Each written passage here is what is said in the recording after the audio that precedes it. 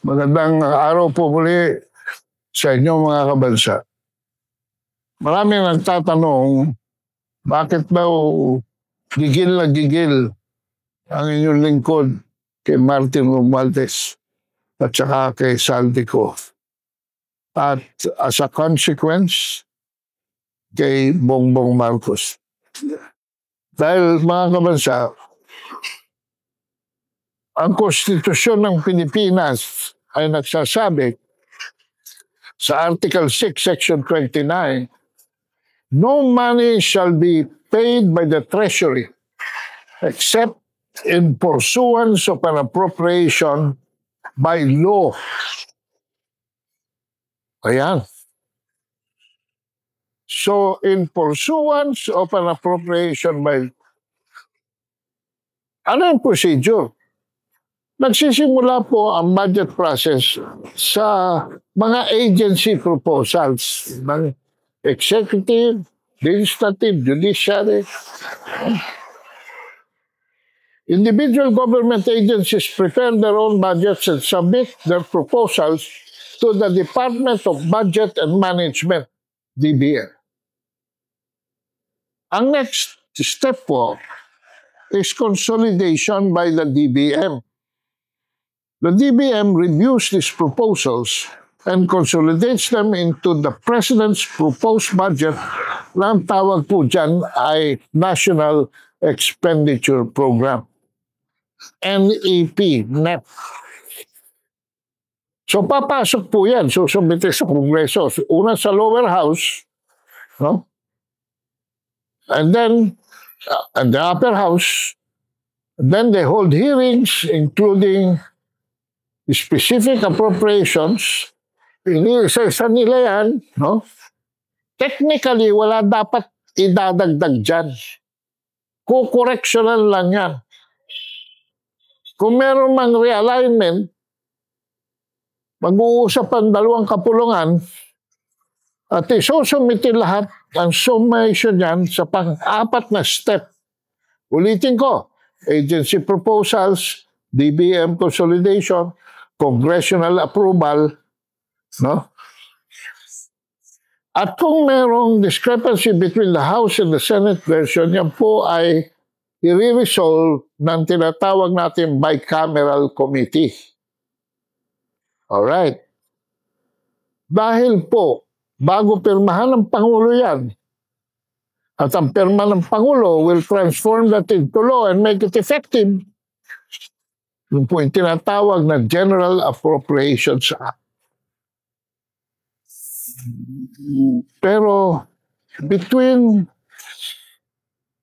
the bicameral committee and the President's signature, meron pa pong isang step na dinagdag si Martin Romualdez.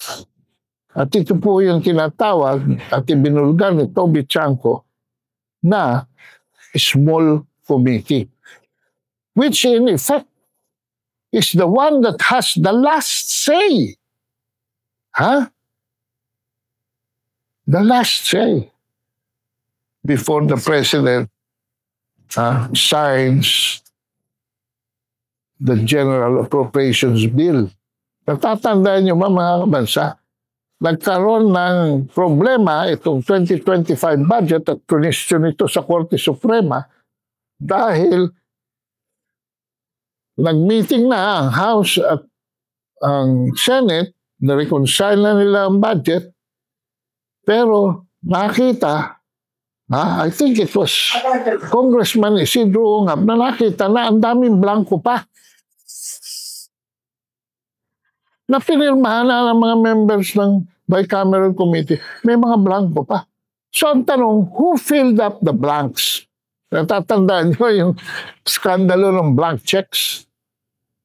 And it is now come out sa expose ni Toby Chanco na the small committee ang nag-fill up ng blanks na yan. And sa expose ni Sara Duterte, lumalabas na ang dalawang ulo na nasa loob niyan ay si Martin Romualdez. Pangalawa, si Saldico. At noon, maaaring kasama si Congressman Kimpo ng Marikina dahil Vice Chairman siya ng Appropriations Committee. Pero sino umuupo, mga kabansa, in behalf of the executive? Dahil hindi naman nila pwedeng doktorin yan nang walang review ng isang membro ng executive arm. At mga kabansa, no, yan po ay trabaho ng walang iba kundi ng Budget Secretary na si Amena Pangandaman. Alam po ninyo, mga kabansa, ito pong si Amena Pangandaman ay masasabi nating latak, mga kabansa, ng Duterte administration. Bakit po? Natatandaan nyo ba, mga kabansa, noong panahon ni Duterte, kung sino ang budget secretary niya? Ang budget secretary niya noon, mga kabansa, ay si Ben Diokno. At ang chief of staff at gumagawa ng lahat ng dirty work ay si Amena Pangandaman with the rank of undersecretary. Pero mga kabansa, ito ay na-red flag ni Camarines Sur Representative Rolando Andaya. Mainly because umiiwas ito si Ben Diokno tayo umapil sa mga hearings ng Kongreso. So nagduda at nabisto noong February 10, 2019, nagkaroon na ng confrontation, mga kabansa, dahil supposedly merong 75 billion na insertions. At mga kabansa, further investigation said, no? Na ito, ang nagsingit ng mga yan, according to the testimony of a Department of Public Works and Highways official, ay walang iba kundi si Amena Pangandaman mismo, mga kabansa. Yan po ang isang testimonya, no? Hinahanap ko dito kung anong pangalan eh.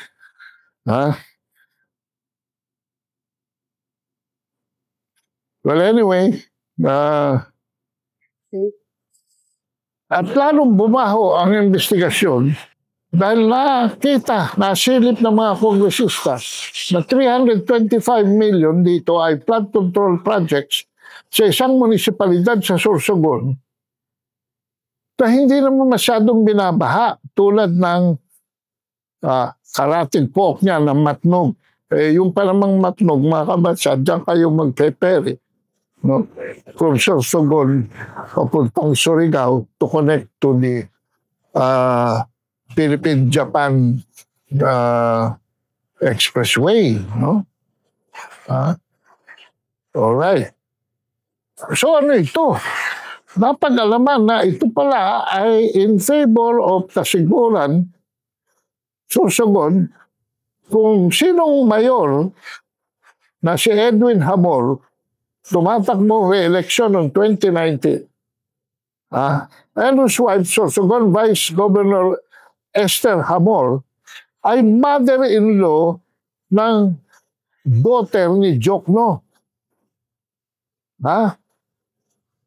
Mayor Hamor's children confirmed establishing Arimar Construction Company where Diokno's son-in-law was an incorporator. Alright. Well, ano pa? Nung mahuli siya, sinabi niya, ito statement ni Diokno, papantayin natin, no? Babalansin natin, reporting natin. In matters of that state, I have no relatives, I have no friends, I am very objective. I don't talk business with anybody except line departments. Eh kung santo pala ito si Jokno at wala siyang kasalanan, di sino? Sino, mga kabansa? In the course of the resumption of the hearings, lumaktaw na noong 2019, a witness from the Department of Public Works and Highways testified under oath that Pangandaman requested them to reformat the 2019 budget. Siya mismo, mga kabansa. So anyway, to make the long story short, sabi ni Andaya, we will pin down the real masterminds behind these 75 billion insertions. And they would zero in on Pangandaman and Engineer Glenn Digal, a DPWH programmer level lang po, mga kabansa, ang nagsisingit, no? Conspirators who inserted infra projects without the knowledge of DPWH Secretary Mark Villar. Bakit?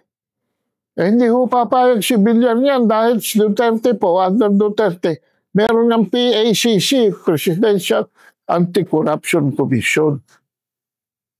So, sabi ni Andaya, it is clear that Pangandaman was the puppet master of all this charade. Bakit? Dahil sino ang mag-yellow flag? Kung umabot pa sa Kongreso para red flag nila.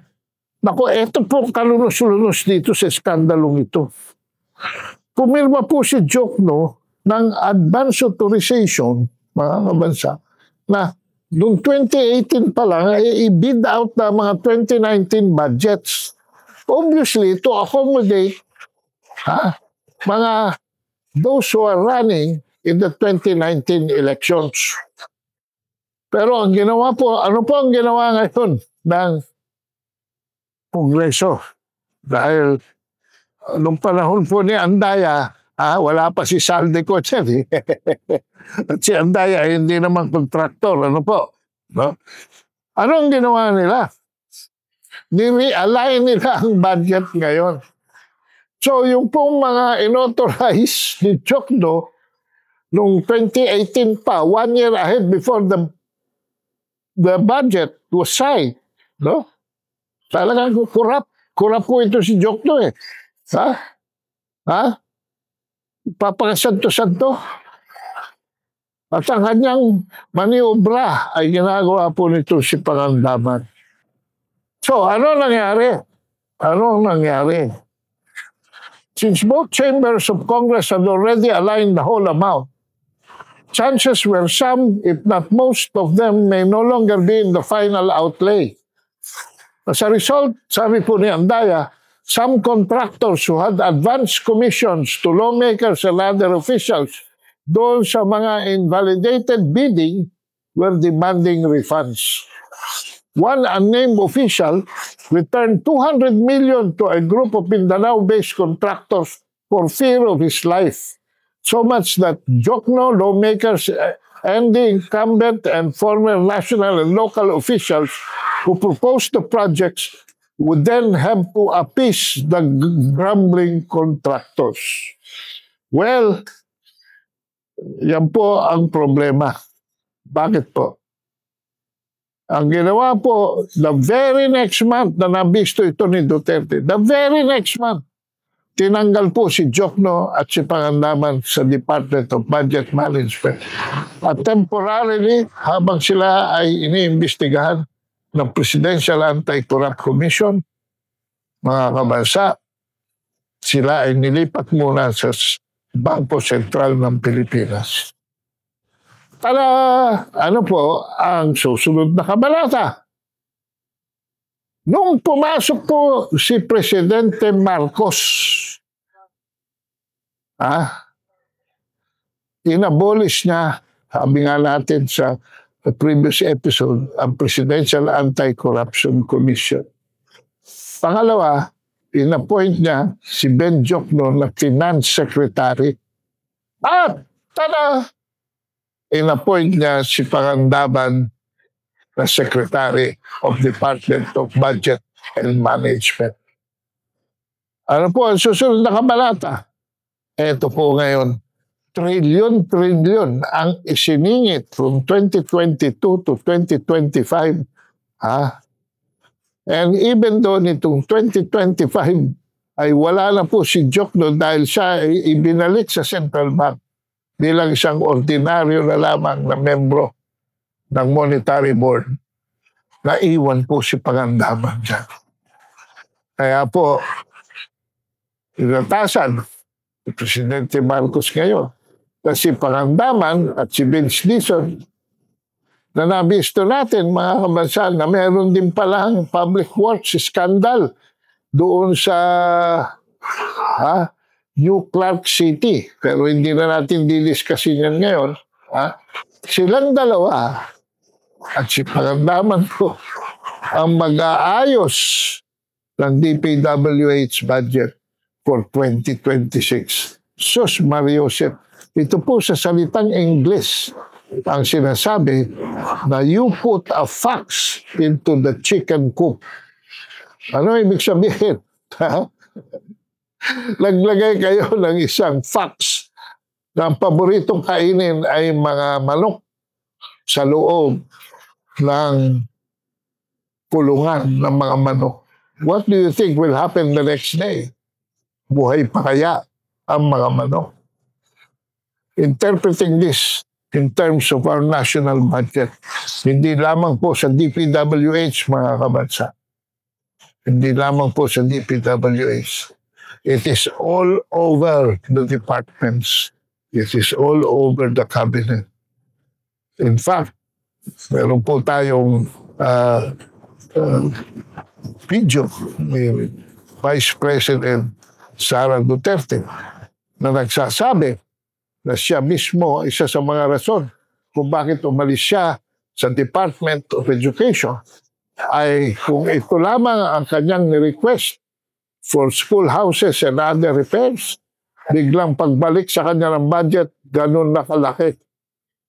At yung differential, mga kabansa, ay hindi na ho dumadaan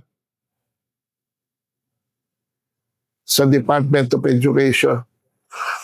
Assumably, tinatayo na yan ang DPWH. Ang question, natayo ba ang mga schoolhouses na yan? Na-repair ba ang mga buildings na yan? Yan po ay hindi na natin malaman dahil sabi nga ng bagong Secretary of Education, napakarami pa rin schoolhouses na hanggang ngayon ay walang dingding at walang bubong. At merong mga schools that are under the mango tree, ika nga, all over the rural areas. Kaya, hindi lamang po Department of Public Works and Highways ang dapat na reform. At meron din akong kwento tungkol sa Department of Agriculture, pero wala na po tayong oras. Magpapaalam na ako. Maraming salamat po sa inyong lahat.